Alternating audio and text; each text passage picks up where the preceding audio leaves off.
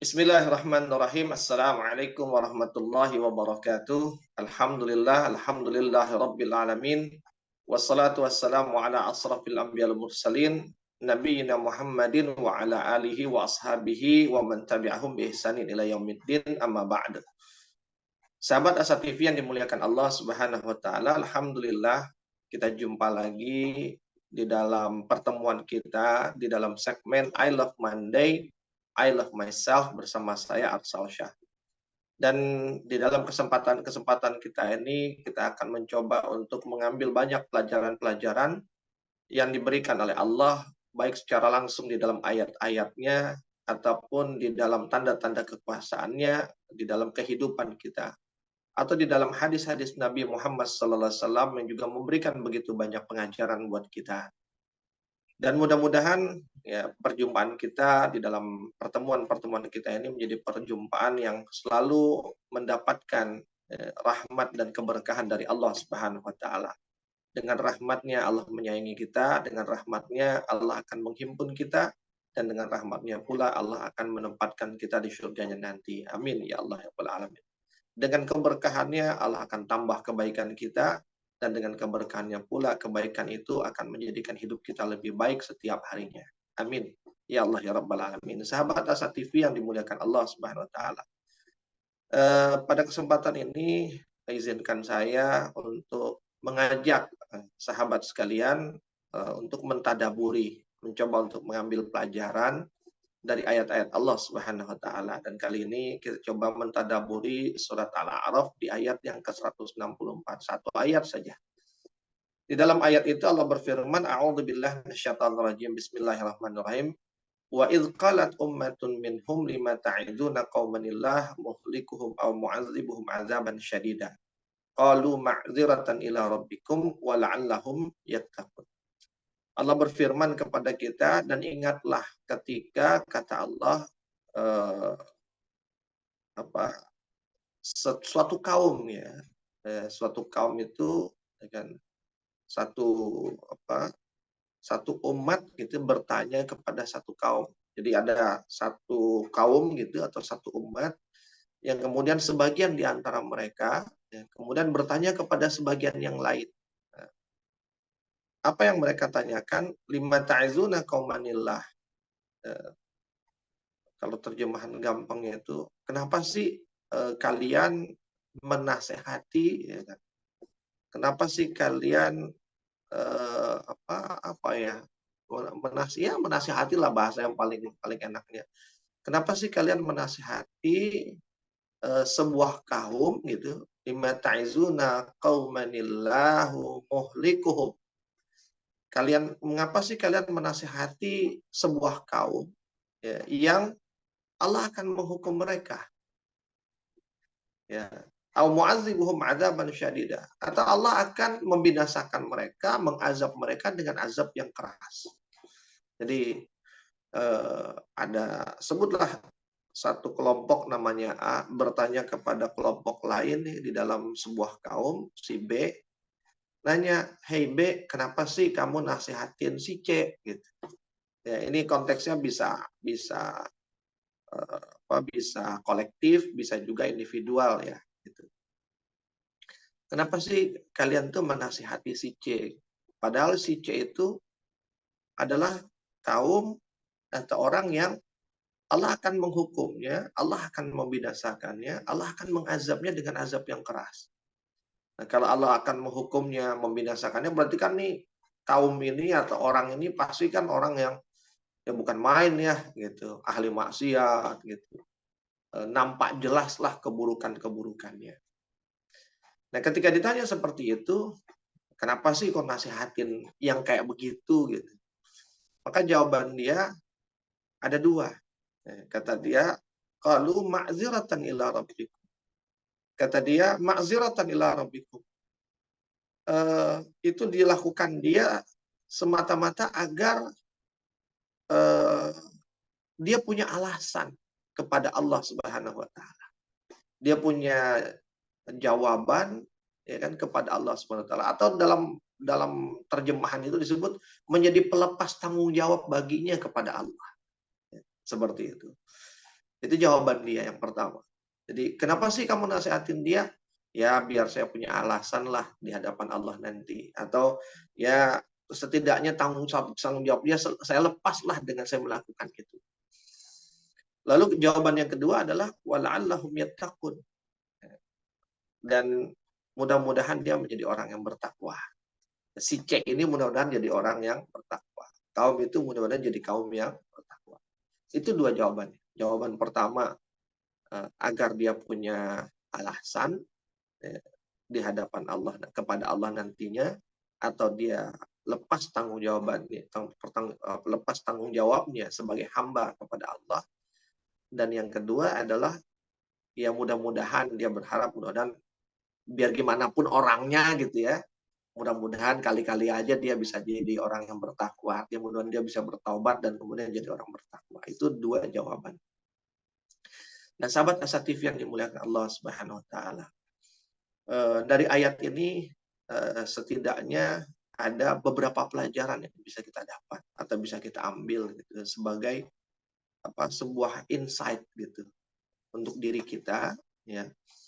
Sehingga, eee, ya setiap ayat yang kita baca itu bukan hanya sekedar menjadi bacaan-bacaan yang tanpa makna gitu, atau bukan hanya sekedar menjadi bacaan-bacaan yang, ya kita nikmati di lisan kita saja, itu saja juga sudah baik sebenarnya, berpahala. Tapi akan lebih baik jika kemudian setiap yang kita baca itu, kita bisa mengambil makna, baik yang tersurat ataupun yang tersirat. Yang dengan makna yang kita ambil, pelajaran yang kita ambil itu, dia semakin meningkatkan kapasitas, kualitas diri kita, ya kan, sebagai hamba. Nah, sahabat Asa TV yang dimuliakan Allah Subhanahu wa taala, ada beberapa pelajaran tadi saya sebut. Saya sebut yang pertama. Yang pertama ketika tadi ditanya gitu, kaum tersebut ditanya, "Kenapa sih, kalian menasehati orang-orang yang seperti itu? Orang-orang yang akan dihukum oleh Allah, orang-orang yang akan diazab oleh Allah dengan azab yang keras gitu. Kenapa?" Gitu. Ya istilahnya, "Kenapa nggak cari orang lain?" Gitu, atau, "Kenapa nggak lakukan yang lain aja lah yang kelihatan kelihatan efeknya atau manfaatnya. Kenapa yang orang kayak begitu masih dinasehatin?" Nah, jawaban dia adalah yang pertama, ma'ziratan ila rabbikum, agar, eee, aku punya alasan kepada Allah. Ketika disebut punya alasan kepada Allah, berarti kan kesimpulannya Allah akan nanya kan gitu. Allah akan nanya, "Hei hei fulan, ya kan, kamu tahu ini, kamu kenal kebaikan, sudah kamu sampaikan belum kebaikan ini kepada orang yang kamu temui?" Gitu. Sekalipun orang yang ditemuinya tadi itu, dengan kualitas yang nyata-nyata sekali dengan kemaksiatan yang dia lakukan, atau ya tadilah kalau mungkin dicap orang, wah ini mah, bakal dihukum nih gitu. Apalagi pernyataan itu kan di dalam Al-Qur'an gitu, bukan pernyataan manusia, tapi pernyataan bahwa orang ini, kaum ini adalah kaum yang akan diazab sama Allah, itu pernyataan di dalam Al-Qur'an. Dan ketika dia menjawab, "Qalu ma'ziratan ila rabbikum." Saya punya alasan. Kenapa dikatakan saya punya alasan kepada Allah? Berarti Allah akan menanyakan dia. "Hei fulan, sudahkah engkau sampaikan? Hei fulan, sudahkah engkau ingatkan?" Sehingga dia punya alasan. "Oh, sudah ya Allah." Atau di dalam, terjemahan itu disebut agar menjadi pelepas tanggung jawabku kepada Allah. Berarti kan kesimpulannya, hal itu ya, ketika dia mengingatkan, menasihati orang, siapapun orangnya, siapapun kaumnya, aktivitas itu adalah aktivitas yang akan dimintai pertanggungjawabannya sama Allah. Sehingga dimaknai agar lepas tanggung jawab. Nah, artinya sahabat asatif yang dimuliakan Allah, bahwa memberikan memberikan nasihat, atau dalam bahasa bahasa umumnya tuh mengingatkan orang, ya mengingatkan orang, atau dalam bahasa kerennya lah amar ma'ruf nahi mungkar, atau dalam bahasa yang lebih lebih lembutnya itu dakwah. Kita berdakwah, kita mengingatkan orang lain, siapapun orang lain itu, ya. Yang penting kita bisa mengaksesnya, entah kita menemuinya, kita melihatnya, dia ada orang di sekitar kita. Kemudian ada ada hal-hal yang baik yang belum dia lakukan, ada hal buruk yang justru dia lakukan. Dan kita menyaksikannya, maka kemudian ingatkan dia, gitu, ingatkan mereka. Kenapa kita mengingatkan mereka? Bukan Tujuan utamanya itu bukan dia supaya dia jadi orang baik, ya. Tapi tujuan utamanya itu dari ayat tadi disebut justru itu menjadi pelepas tanggung jawab kita. Kita punya tanggung jawab loh, gitu. Ketika ada hal yang buruk di depan kita, kita punya tanggung jawab loh untuk memperbaikinya. Kenapa? Karena nanti yang pertama kali ditanya di hadapan Allah itu bukan bukan kalau ada seorang ulama yang mengatakan yang diminta pertanggungjawaban yang pertama kali itu bukanlah orang yang melakukan keburukan itu, tapi yang melihat kemudian mendiamkannya. Yang melihat tapi dia tidak mengingatkannya. Itu akan ditanya, "Kamu lihat kenapa nggak kamu ingetin?" Sehingga ketika dia mengingatkan, dia menasihatkan, harapannya nasihat dia, pengingatan dia itu kemudian nanti jadi jawaban dia di hadapan Allah. Ketika Allah tanya, "Udah sampai?" "Udah ya Allah, aku udah sampein." Seperti itu. Jadi sebagai bentuk pembelaan diri kita, apa yang kita lakukan itu. Kepentingannya itu untuk kita yang utamanya. Sahabat Asa TV ini. Kenapa? Karena itu kewajiban kita. Jika kita orang yang tahu, maka kewajiban kita untuk memberitahu jika ada orang yang tidak tahu. Sebagai orang yang mengerti, kewajiban kita adalah memahamkan jika ada orang yang tidak paham. Sebagai orang yang ya bismillah berusaha untuk menjadi baik, ketika ada keburukan, yuk kita coba jadikan perbaiki itu. Itu tanggung jawab. Jadi tanggung jawab untuk menasihati, mengingatkan itu bukan hanya tanggung jawab para ustadz, bukan hanya tanggung jawab para kiai. Tapi semua kita ketika kita mengaku diri kita beriman, maka kita punya tanggung jawab untuk mengingat. Kenapa seperti itu? Kita akan sambung setelah yang berikut ini.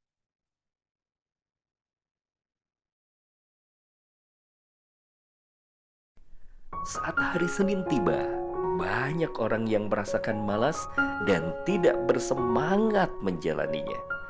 Tapi sekarang tidak boleh lagi terjadi. Tonton saja I Love Monday di Asa TV Indonesia. I Love Monday menghadirkan pembahasan mencerahkan dan aplikatif yang dikemas dalam I Love Myself, I Love My Job, I Love My Prophet, dan satu segmen spesial Solve with Love. I Love Monday setiap hari Senin jam 12.30 waktu Indonesia Barat di Asa TV Indonesia. Inspirasi keluarga Islami. Sahabat Asa TV yang dimuliakan Allah Subhanahu wa taala. Kita sambung lagi ya apa yang sudah kita bahas tadi. Jadi kenapa itu menjadi tanggung jawab kita menjadi tanggung jawab kita sahabat Asa TV karena memang Rasulullah SAW bahkan kan pernah mengingatkan begini kepada kita, "Balighul anni walau ayah." Sampaikan dariku walau hanya satu ayat. Jadi Rasulullah itu nyuruh kita menyampaikan sesuatu yang kita tahu ya, walau hanya satu ayat. Nah, ketika kita bicara orang beriman, ya, rasanya kok orang beriman nggak mungkin lah cuma punya satu ayat gitu. Ya kan? Ya. Hatta punya satu ayat pun sampaikan kata Rasulullah. Yang kita tahu dari Quran, yang kita tahu dari hadis, yang kita tahu dari Islam ini, walaupun hanya satu poin, kita tahu, sampaikan. Itu kata Rasulullah SAW. Artinya apa? Kita punya tanggung jawab terhadap pengetahuan yang kita ketahui. Jadi ketika kita punya ilmu, kita punya pemahaman, kita punya pengetahuan, tanggung jawab kita itu dua. Tanggung jawab kita terhadap diri kita pada ilmu itu adalah mengamalkannya. Jadi tanggung jawab kita pada diri kita terhadap ilmu itu adalah mengamalkannya. Itu tanggung jawab kita pertama. Ketika kita tahu, maka kewajiban kita pertama yang menjadi tanggung jawab kita adalah ngamalin yang kita tahu. Karena nanti akan ditanya tuh, ente tahu udah dikerjain belum? Ya. Makanya Allah kan katakan di dalam surat As-Saff juga, ya ayyuhallazina amanu lima taquluna ma la taf'alun. Kenapa sih kalian tuh membicarakan apa-apa yang belum kalian kerjakan gitu. Seperti itu. Artinya apa? Bahwa yang kita tahu kemudian kita bicarakan baiknya dia juga sudah kita kerjakan. Karena mengerjakan itu jadi tanggung jawab kita di hadapan Allah. Nah, tanggung jawab yang kedua dari pengetahuan, dari ilmu yang kita punya itu adalah menyampaikannya. Gitu. Jadi bukan hanya sekedar kita berkewajiban menjalankan apa yang kita tahu, tapi kita juga berkewajiban menyampaikan apa yang kita tahu itu. Itu dua tanggung jawab terhadap ilmu. Mengamalkannya dan kemudian menyampaikan, sahabat Asatidz. Dan kedua-duanya akan ditanya sama Allah. Sehingga ketika Allah disebut di dalam itu ma'ziratan ila rabbikum, punya alasan di hadapan Allah, berarti dia akan ditanya tuh. Udah kamu sampaikan belum? Sudah ya Allah. Artinya apa? Berdakwah, amar ma'ruf nahi mungkar, mengingatkan orang yang mungkin perlu diingatkan, atau menyampaikan apa yang kita ketahui kepada orang yang belum tahu, itu akan ditanya sama Allah. Sal, kamu tahu ini udah kamu sampaikan belum? Sal, kamu lihat orang itu begitu salah, udah kamu ingatkan belum? Gitu. Dia akan ditanya sama Allah. Dan kita akan harus mempertanggungjawabkan itu. Sebagaimana kita akan ditanya sholat kita akan ditanya puasa kita. Allah akan tanya, ikan kamu sudah sholat belum?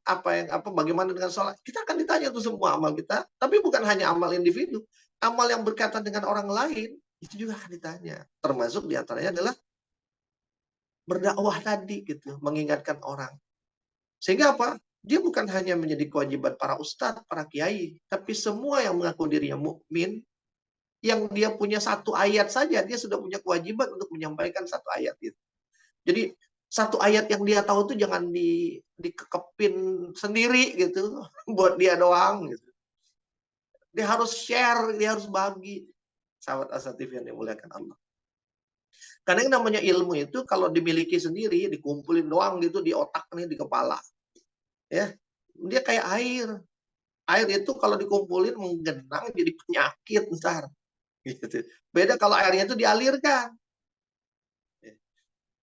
Air kalau menggenang dia jadi penyakit. Ilmu kalau disimpan sendiri itu jadi penyakit. Minimal apa penyakit yang bisa terkena pada orang yang nyimpen ilmu buat dirinya sendiri? Ujub. Ya, dia jadi orang yang angkuh. Ya kan? Gue udah pinter ya, ternyata ya luar biasa nih ya. Ya kan? Ternyata ilmu gue udah banyak juga gitu kan. Begitu mikirnya. Minimal tuh dia jadi orang angkuh. Apalagi kalau kemudian nanti dia membanding-bandingkan dengan orang lain. Dia merasa lebih baik dari orang lain, jadi sombong. Ya kan? Sombong itu penyakit yang lebih tinggi daripada angkuh. Dia level berikutnya. Ya kan? Setelah angkuh. Ya kan? Setelah ujub itu takabur. Ya. Nah, sahabat Asatidz yang dimuliakan Allah SWT. Nah, tapi poin terpentingnya adalah bahwa dari jawaban ini, ma'ziratan ila rabbikum, bahwa seorang mukmin itu dia punya satu semangat. Semangatnya apa? Melaksanakan apa yang Allah perintahkan. Dalam konteks ayat ini adalah menasehati, mengingatkan, ya kan, amar ma'ruf nahi mungkar, ya kan. Tapi sesungguhnya, ya kan, amar ma'ruf nahi mungkar, menasehati itu adalah perintah dari Allah, dan kemudian semangat dia udah sampaikan, kita lakuin aja. Ya, semangat menunaikan kewajiban. Kenapa? Karena mukmin itu cirinya adalah kalau di dalam bahasa yang ini ya, dia punya ruhul istijabah, punya semangat untuk memenuhi, semangat untuk mengistijabah apa yang Allah perintah. Contoh misalnya dalam kalimat istijabah ini di surat Al-Baqarah 186 tuh ya. Karena Allah sebut wa iza sa'alaka ibadi anni fa inni qarib ujibu da'watad da'i iza da'an falyastajibu li. Ini lagi konteksnya bicara tentang doa ya di ayat 186 ini. Tapi tadi ketika Allah katakan ketika hambaku bertanya kepadamu tentang aku Muhammad, sungguh aku dekat. Aku mengabulkan permintaan orang-orang yang meminta kepadaku jika dia meminta kepadaku. Tapi kemudian kata Allah, kan falyastajibu li, maka hendaklah mereka memenuhi seruanku. Jadi seorang mukmin itu semangat memenuhi seruan Allah itu kuat pada dirinya. Dia punya ruhul istijabah, semangat untuk memenuhi apa yang menjadi kewajiban dia yang Allah perintahkan kepada dia. Kenapa? Karena mukmin itu punya apa? Sami'na wa ata'na, itu prinsip dia. Dia dengar, dia taat. Dia dengar, dia taat. Dia dengar, dia taat. Dia dengar, dia lakukan. Dia dengar, dia lakukan. Allah perintah, kerjakan. Allah perintah, kerjakan. Begitu seorang mukmin. Nah, di ayat 164 surat Al-A'raf itu, yang Allah perintahkan itu adalah menasehati, mengingatkan. Ya. Tanpa memperhatikan siapapun, ya kan, orang yang diingatkan itu. Nggak perlu dipilih-pilih. Sekalipun, kan kalau bahas ayat itu, yang dinasehati itu ada orang yang akan dihukum sama Allah, orang yang akan diazab dengan azab yang keras. Berarti kan tuh, ini orang, kalau bahasa orang tua dulu, ini orang udah sumum bukmun umyun fahum la yarjiun gitu. Ya kan? Yang apa, matanya sudah buta, telinganya sudah tertutup, susah deh gitu. Kalau orang Betawi bilang tambeng gitu. Susah nasihatinnya. Ya kan? Kalau kalau atau kalau ibaratnya bandel tuh udah bangor banget lah, gitu. Bandel banget, susah diingetin kagak bisa, kagak ada guna dah gitu. Ngingetin orang kayak gitu, masuk kuping kiri, masuk kuping kiri, keluar kuping, bukan keluar kuping kanan. Kalau masuk kuping kiri, keluar kuping kanan masih mending, ya. Dia sempat lewat di otaknya gitu. Tapi ini masuk kuping kiri, keluar kuping kiri lagi.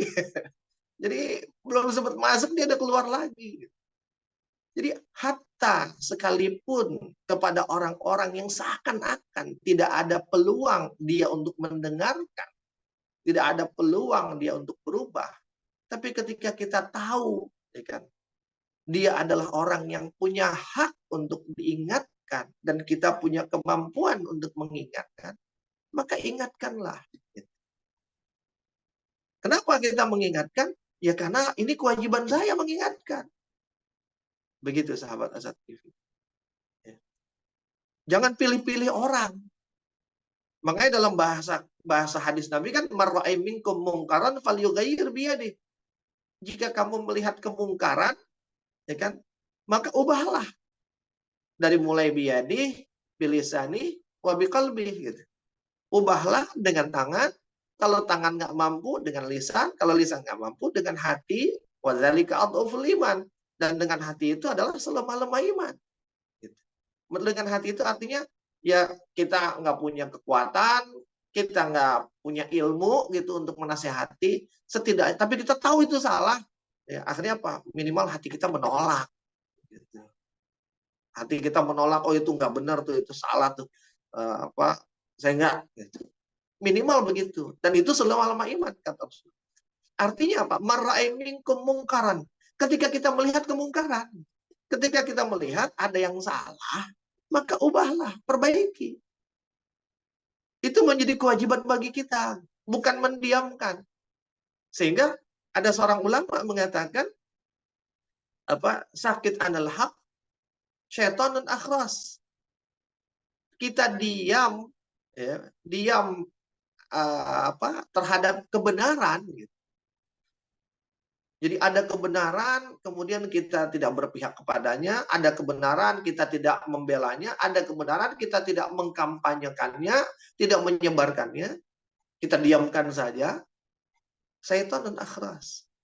Jadi, kalau ada orang yang ada kebenaran, dia diamkan, dia nggak sebarkan, dia nggak sampaikan, maka sesungguhnya dia sama dengan setan bisu. Setan bisu setan itu kan ngomporin orang untuk melakukan keburukan. Begitu setan tahu kebaikan, maka nggak mungkin dia komporin orang untuk melakukan kebaikan yang dia tahu kan. Minimal apa? Dia sembunyiin itu kebaikan, nggak disampaikan. Jangan ntar kalau orang tahu repot ntar. Saya kagak punya teman ntar gitu. Kan setan begitu sahabat asati. Setan itu bukan hanya tahu keburukan, dia juga tahu kebaikan. Tapi keburukannya dia kampanyekan, dia sebarkan, kebaikannya dia umpetin gitu.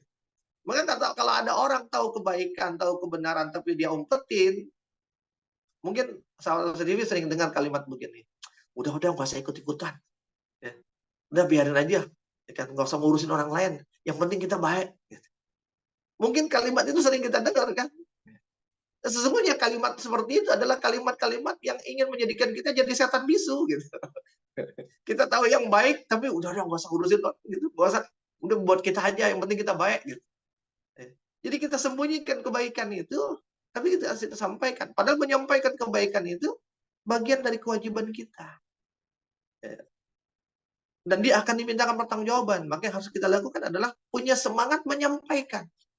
punya semangat melaksanakan apa yang Allah perintah secara umum, apapun yang Allah perintah, semangatnya kerjain aja dulu, lakuin aja. Jangan lihat apa dan kenapanya nanti, lakukan saja dulu. Dalam konteks ayat ini, maka udah sampein aja dulu. Setidaknya kewajiban kita lakukan. Sehingga ketika Allah nanti tanya, udah belum? Udah ya Allah, udah saya kerjain, udah saya sampaikan, udah saya buat. Sehingga kita tidak perlu mempertanggungjawabkan hal itu karena kita tidak melakukannya. Sebab apa kita melakukannya? Sehingga kita tidak perlu, ya kan, berposisi menjadi orang yang kufur terhadap perintah Allah. Dan kita menjadi orang yang iman terhadap perintahnya dengan cara apa? Menunaikannya. Sahabat Asa TV, apa pelajaran berikutnya? Kita sambung setelah yang berikut ini.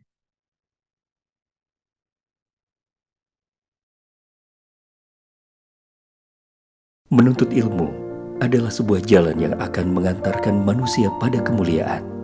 Dengan ilmu, manusia mendapatkan panduan untuk berpikir dan bertindak. Untuk itu, Asa TV Indonesia menghadirkan Pustaka Asa, sebuah ruang pembelajaran sistematis bersama para pakar di bidangnya. Quranic Study Series, Quranic Life, Prophet Manner, dan berbagai bidang keilmuan yang dibahas dengan cara menyenangkan.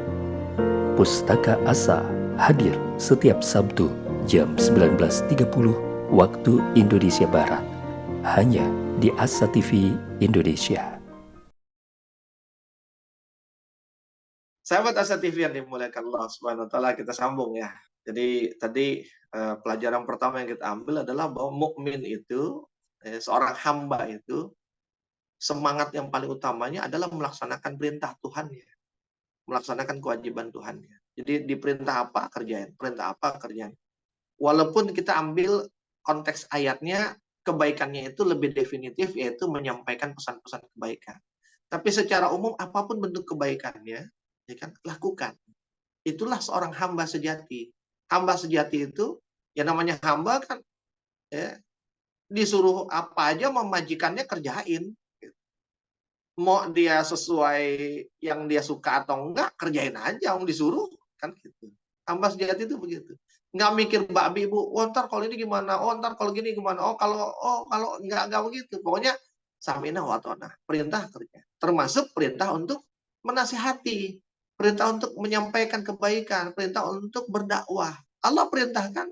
Jadi karena begini, sahabat Asa TV, kita sering ini menganggap bahwa kewajiban kita sebagai orang beriman ya sholat, ya puasa, atau kewajiban-kewajiban yang sifatnya individual lainnya.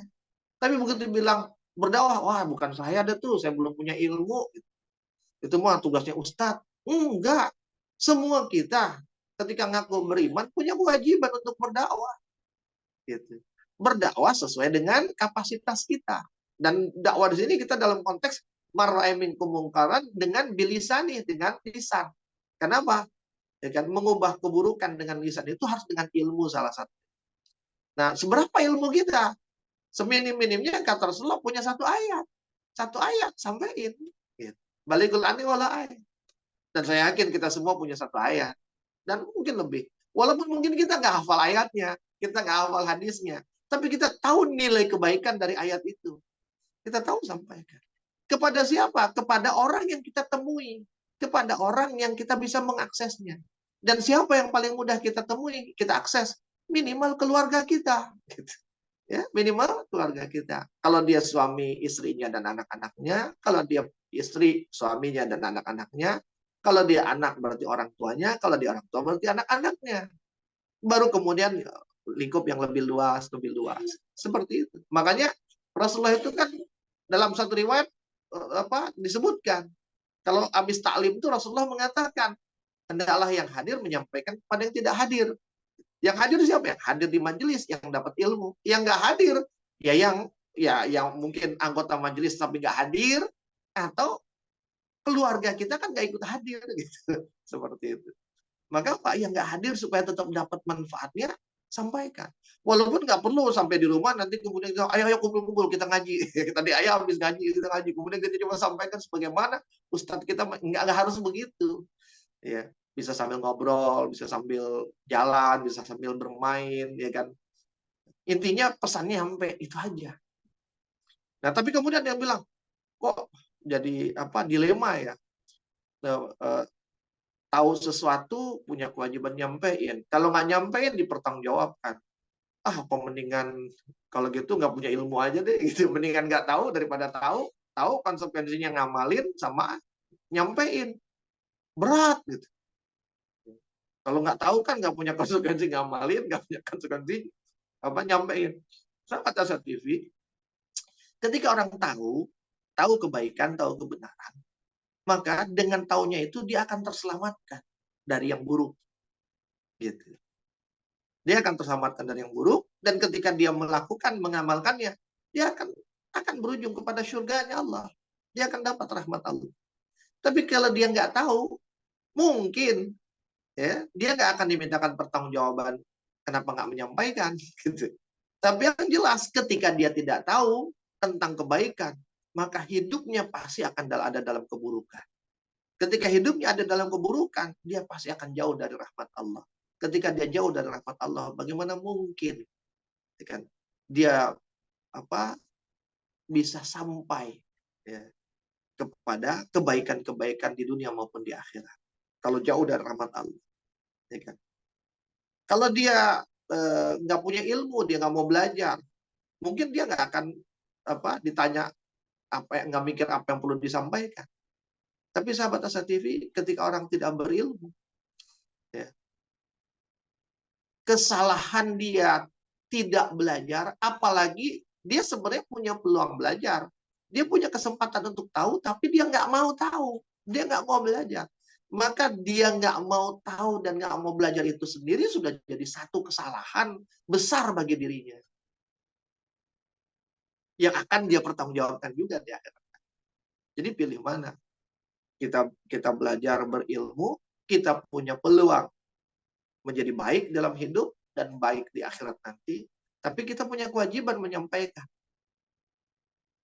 Ya. Yang itu juga akan dipertanggungjawabkan. Tapi setidaknya ya kan, kita sudah jadi orang baik gitu dengan berilmu tadi. Atau jadi orang yang nggak punya ilmu karena takut nggak bisa menyampaikan, tapi kemudian hidup kita berantakan karena hidup tanpa ilmu. Hidup kita di dalam keburukan. Ya, tinggal dipilih saja. Sama-sama TV. Nah, itu pelajaran pertama. Lalu pelajaran yang kedua, sahabat Asar TV yang dimuliakan Allah, orang-orang yang semangatnya adalah melaksanakan kewajiban dari Allah. Ya. Dia tidak pernah risau dengan apapun. Dia nggak pernah risau dengan balasannya apa nih. Nggak pernah risau. Sebab apa? Dia yakin betul. Allah mengatakan, فَمَنْ يَعْمَلْ مِثْقَالَ ذَرَّةٍ خَيْرًا يَرَهُ. Setiap kebaikan yang dia lakukan sebagai bentuk ketaatan dia kepada Allah itu, sekecil apapun, sebesar biji zarah sekalipun, pasti Allah akan balas. Dan dia tahu bahwa Allah itu maha mengetahui, Allah itu al-alim, maka sekecil apapun yang dikerjakan Allah tahu. Setersembunyi apapun yang dia kerjakan Allah tahu. Dia tahu bahwa Allah itu al-mujib, Allah itu yang maha membalas. Maka sekecil apapun, ya kan, pasti Allah akan berikan balasan dari kebaikan yang kita lakukan. Dan dia tahu Allah itu tidak pernah lalai. Allah tidak pernah lalai dengan apapun yang dilakukan oleh hambanya. Maka apa? Dia nggak risau.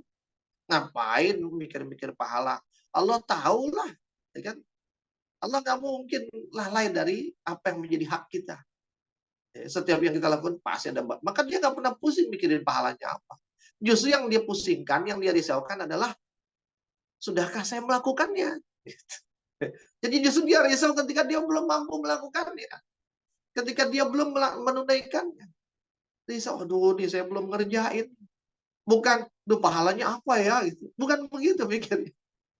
Sehingga ketika dia risau belum menunaikan, semangatnya adalah menunaikan. Kenapa? Karena dia yakin yang dia tunaikan itu pasti ada balasan. Sehingga pelajaran yang kedua, sahabat Asad TV, seorang mukmin yang punya semangat melaksanakan kewajiban, dia punya keyakinan yang kuat bahwa setiap yang dia lakukan itu pasti berbalas kebaikan untuk dia dari Allah. Sehingga dia tenang. Tenang dalam melaksanakan kewajiban itu. Itu pelajaran yang kedua. Sahabat Asad TV yang dimuliakan. Dan pelajaran yang ketiga yang bisa kita ambil dari ayat itu adalah ketika orang yang ditanya tadi itu, kan jawaban pertamanya, qalu ma'ziratan ila rabbikum. Jawaban pertama, agar tunailah kewajibanku, ya kan, kepada Allah, ya kan. Punya alasan, lepas tanggung jawab. Lalu jawaban yang kedua adalah wala'allahum yattaqun. Ya, kali-kali aja dia jadi orang yang bertakwa. Ya, kali-kali aja orang yang saya nasihatin itu jadi orang bertakwa. Artinya apa, sahabat Asad TV yang dimuliakan Allah? Seorang mukmin itu, apapun yang dia kerjakan, dia yakin man, kebaikan buat dirinya berupa pahala itu pasti dia dapat. Tapi kemudian dia nggak dipusingkan dengan apa manfaat dari yang dia lakukan ini ke depannya. Dia nggak pusing. Kenapa? Karena manfaat sesuatu itu hanya Allah yang menentukan, bukan dirinya. Ya. Manfaat. Lu sholat manfaatnya apa sih? Buat di masa depan, buat hidup. Ya. Apakah kemudian jadi orang kaya? Apakah mungkin iya. Mungkin iya. Tapi bahwa apakah jadi orang kaya atau jadi apakah, semua itu kan di tangan Allah. Itu bukan wilayah dia. Wilayah dia hanyalah ya sholat, disuruh sholat, sholat. Dapat pahala, dapat pahala. Apa efek sholatnya nanti di kemudian hari? Wallah alam. Serahkan saja itu kepada Allah. Biarkan manfaat itu kan Allah yang menentukan. Kita sibuk saja untuk melakukan. Itu orang beriman. Dia nggak pernah ya pokoknya udahlah selain aja ke Allah. Tetapi sahabat Asad TV yang dimuliakan Allah, yang terpenting bukan itu sebenarnya. Apa yang terpenting? Kita sambung setelah yang berikut ini.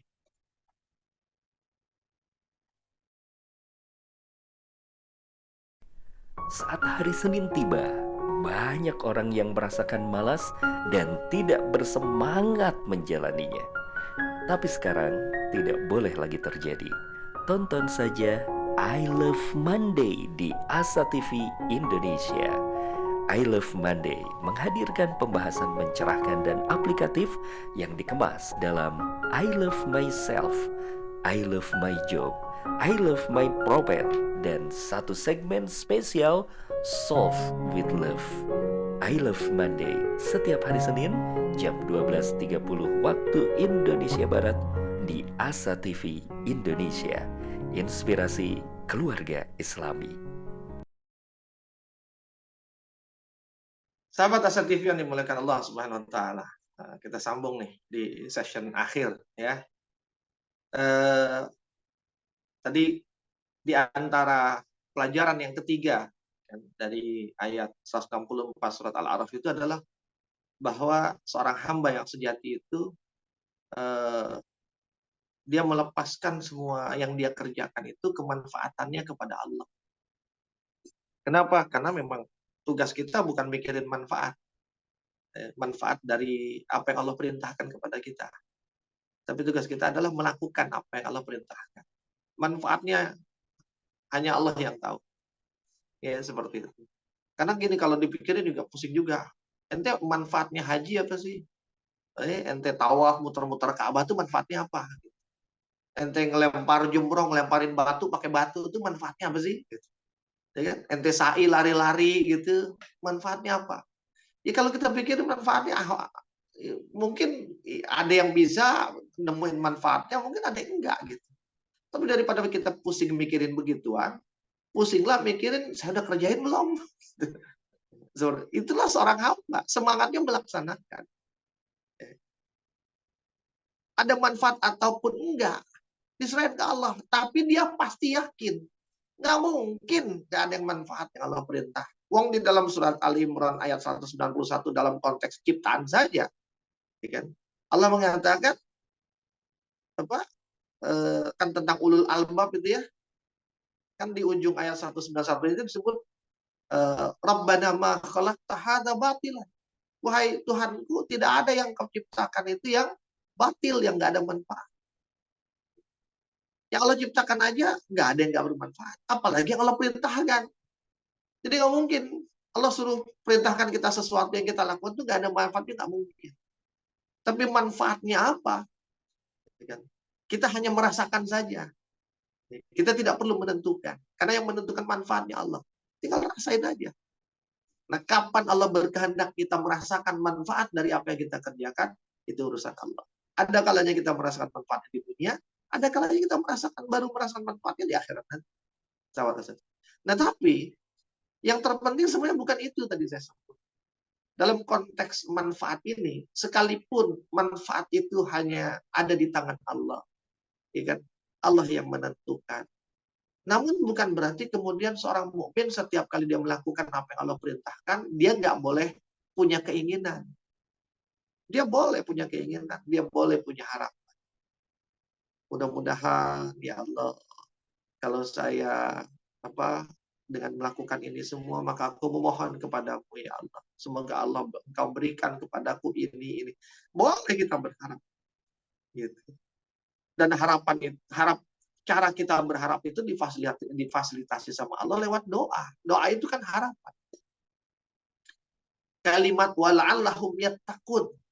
Ya, di dalam Al-A'raf ayat 164 yang lagi kita tadabbur ini. Kalimat wala'allahum yattaqun. La'ala itu, makna la'ala itu artinya pengharapan. Jadi kita berharap kepada Allah. Sehingga terjemahannya kan tadi saya bilang, mudah-mudahan dia bisa bertakwa. Walaupun dia begajulan, walaupun dia bakal dihukum. Ya kan? Kita nasihatin, ya walaupun dia niscaya akan dihukum, tapi kali-kali aja kalau kita nasihatin, nasihat kita itu menjadi asbab Allah membuka pintu hidayah buat dia, kan bisa aja. Gitu. Allah berkehendak terhadap seorang hamba, tapi Allah juga berkehendak untuk memberikan sesuatu kepada hamba yang berbeda dari apa yang sudah dikehendaki. Gitu. Jadi kehendak Allah, kodoknya Allah bisa berubah dengan kodok Allah juga. Gitu. Allah punya kehendak. Kehendaknya bisa berganti. Siapa yang mengganti kehendak? Kehendak dia juga. Gitu. Nah, apa yang kita lakukan boleh jadi itu menjadi asbab. Yang Allah melihat, wah, gue demen nih sama nih hamba. Gitu. Nah, kayaknya enggak deh. Ya kan? Jangan deh, ini orang kasih hidayah aja deh. Gitu.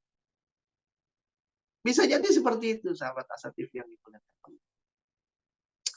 Artinya apa? Kita tetap boleh berharap. Walaupun kita tidak bisa memastikan apa manfaat. Dan kita juga tidak boleh berhenti karena mungkin terlihat tidak ada manfaat.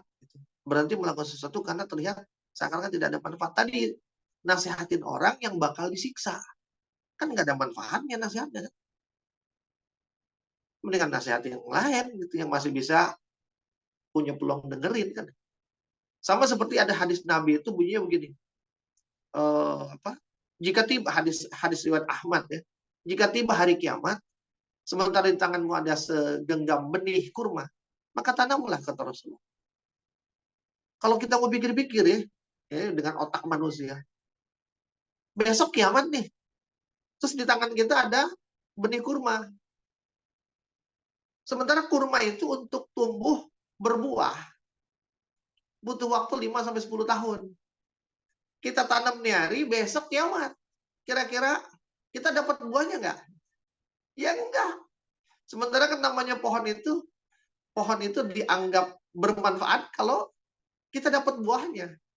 Lantas kalau kemudian kita tanam tuh pohon besok kiamat kita nggak ngerasain buahnya, nggak ada manfaatnya kita pohon itu, dan nggak ada manfaatnya kita tanam pohon. Gitu. Tapi sahabat Asa TV, kita tidak dituntut oleh Allah untuk menjadi sebab pohon itu berbuah dan kemudian menikmati buah. Buah yang paling utama adalah ketika kita menanamnya. Jadi Allah cuma perintahkan kita nanam. Nggak usah pikirin nanti dia tumbuh, nggak usah pikirin nanti dia berbuah. Karena yang menumbuhkan Allah, yang menyebabkan berbuah adalah Allah. Sekalipun dia mati nggak tumbuh, atau sekalipun dia tumbuh tapi nggak berbuah, kita tetap dapat kebaikan, kemanfaatan dengan menanam. Kenapa? Karena Allah perintahkan kita menanam. Maka itu sebabnya bersyukurlah Allah hanya perintahkan kita untuk berjuang, tapi Allah tidak perintahkan kita untuk menang. Coba bayangkan kalau Allah suruh kita untuk menang. Sahabat Asa TV. Nah, nggak dapat manfaat kita dari semua yang kita kerjakan. Coba kita hitung. Sholat kita. Ya Allah, sholat kita banyak kalahnya.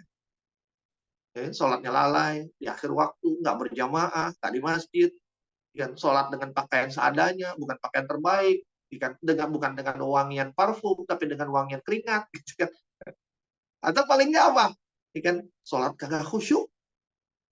Ya Allah, kalahnya banyak sholat kita. Puasa kita. Ya, kita puasa, tapi masih ngomongin orang. Kita puasa, tapi masih banyak santainya, banyak tidurnya. Banyak kalahnya puasa kita. Sedekah kita, aduh sedekah, tapi masih demen ngomongin. Dengan tahajud, tapi masih di antara nguap-nguap, gitu ya. Jadi banyak kalahnya amalan kita. Gitu. Maka kalau Allah perintahkan kita untuk menang, aduh semua yang kita kerjain gak ada manfaatnya, karena kita nggak bisa menentukan menang. Maka bersyukurlah Allah cuma perintahkan kita untuk berjuang. Berjuang itu apa? Dalam konteks kurma tadi, berjuang itu adalah menanamnya. Gitu. Dalam konteks berdakwah, di ayat 164 tadi, berjuang itu adalah menyampaikannya. Apakah yang kita sampaikan didengar? Itu bukan urusan kita. Tapi kita berusaha maksimal dalam menyampaikan. Berjuang itu apa? Kita sholat, itulah perjuangan kita. Apakah sholat kita kemudian nanti sempurna atau tidak? Ya kita berusaha menyempurnakan, tapi jadinya gimana? Serahkan kepada Allah. Sahabat Asati. Kita hanya diperintahkan oleh Allah untuk berjuang. Kita hanya diperintahkan untuk menanam. Kita hanya diperintahkan untuk melakukan. Sahabat Asati. Sambil kemudian kita berharap kepada Allah, semoga apa yang kita tanam, apa yang kita buat, apa yang kita kerjakan itu memberikan manfaat. Bahkan bukan hanya untuk kita manfaat, tapi juga memberikan manfaat buat orang-orang selain kita yang ada di sekitar kita. Sahabat Asa TV yang dimuliakan Allah Subhanahu wa Ta'ala. Dan sebagai mukmin kita nggak boleh berhenti berharap dari Allah. Kenapa? Dalam surat Al-Hijr ayat 56, Allah mengatakan kepada kita, A'udzubillahi minasyaitonir rajim, qala wa may yaqnatu min rahmatil wa may yaqnatu min rahmati rabbi illa dhallun. Wa may yaqnatu min rahmati rabbi illa dhallun. Tidak ada orang yang berputus asa dari rahmat Allah kecuali orang-orang yang sesat. Putus asa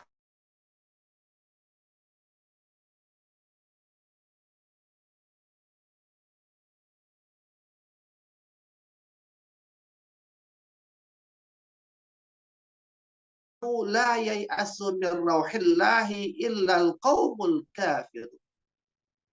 Janganlah kalian berputus asa, kan, berharap rahmat Allah, karena orang yang berputus asa dari harapannya kepada rahmat Allah itu hanyalah orang-orang yang kafir.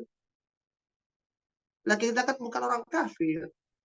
Dan kita juga nggak mau jadi orang sesat. Kalau nggak mau jadi orang kafir, nggak mau jadi orang sesat, maka jangan pernah putus harapan dengan Allah. Berharaplah kepada Allah tanpa batas. Jadi berharaplah dengan keluasan rahmat Allah. Ya, rahmat Allah kan luas sekali. Berarti harapan kita nggak boleh terbatas. Jangan pernah berhenti, nggak boleh ada batasan berharap. Dan berharaplah setinggi mungkin. Sahabat Asa TV yang dimuliakan Allah. Jadi mukmin itu tidak boleh memastikan sesuatu, tapi dia boleh berharap sesuatu kepada Allah. Nah, sahabat Asa TV yang dimuliakan Allah, itulah 3 pelajaran yang bisa kita dapat dari ayat ini. Bahwa seorang hamba yang sejati itu, satu, dia punya semangat menunaikan kewajiban. Karena namanya hamba, sami'na wa ata'na, kerjain. Nggak usah pusingin yang lain-lain. Yang kedua, dia harus yakin apapun yang dia lakukan pasti akan mendapatkan balasan kebaikan dari Allah. Karena Allah asyakur. Ya. Allah itu asyakur. Ya. Allah itu adalah Tuhan yang paling senang ketika hambanya melakukan kebaikan, yang dengan itu maka kemudian dia akan membalasnya. Nggak mungkin nggak. harus yakin dengan hal itu. Dan yang ketiga, seorang hamba yang gimana kalau ada hamba nggak yakin gitu dengan kebaikan Tuhannya. Makanya kan Rasulullah juga mengatakan, janganlah kalian mati dalam keadaan janganlah kalian mati kecuali dalam keadaan husnuzan kepada Allah, berbaik sangka. Dan di antara berbaik sangka itu apa? Bahwa semua yang saya kerjakan ini pasti Allah balas. Semua yang saya kerjakan ini, insya Allah ganti surga. Jadi kalau tanya, emang ente yakin masuk surga? Insya Allah saya yakin masuk surga. Kenapa? Gue taat. Gue ngerjain semua yang Allah perintah. Ya masa Allah nggak mau balas? Ya masa Allah. Artinya apa? Sebegitu yakinnya kita dengan kebaikan Allah. Sebegitu yakinnya kita dengan rahmatnya Allah. Walaupun mungkin kita punya kurang, ya emang sih gue punya kurang. Emang sih saya masih punya dosa, tapi saya juga yakin Allah Maha Pengampun. Allah pasti akan mengampuni saya. Kenapa? Karena saya juga nggak menikmati kok dosa ini. Saya menyesali dosa ini. Maka Allah pasti akan memaafkan saya. Seyakin itu, sehusnuzan itu sama Allah. Jadi jangan takut kalau ditanya. Emang ente yakin masuk surga? Yakin, insya Allah saya masuk surga. Itu. Jangan, nggak tahu deh masuk surga nggak gitu. Jangan begitu. Husnuzan sama Allah. Nah, sahabat Asa TV yang dimuliakan Allah SWT. Itu 3 pelajaran buat kita. Mudah-mudahan bermanfaat. Mudah-mudahan kita menjadi hamba sejati. Hamba yang selalu ingin menunaikan apa yang Allah perintahkan. Hamba yang yakin percaya dengan Allah dan apapun yang dia janjikan. Dan hamba yang tidak pernah berhenti berharap kepada Allah. Karena Allah menyediakan harapan itu untuk kita. Sahabat Asa TV, dari saya sekian. Dan kita ketemu lagi dalam I Love Monday, I Love Myself. Yang berikutnya masih bersama saya, Arsal Shah. Wabillahi taufiq wal hidayah. Assalamualaikum warahmatullahi wabarakatuh.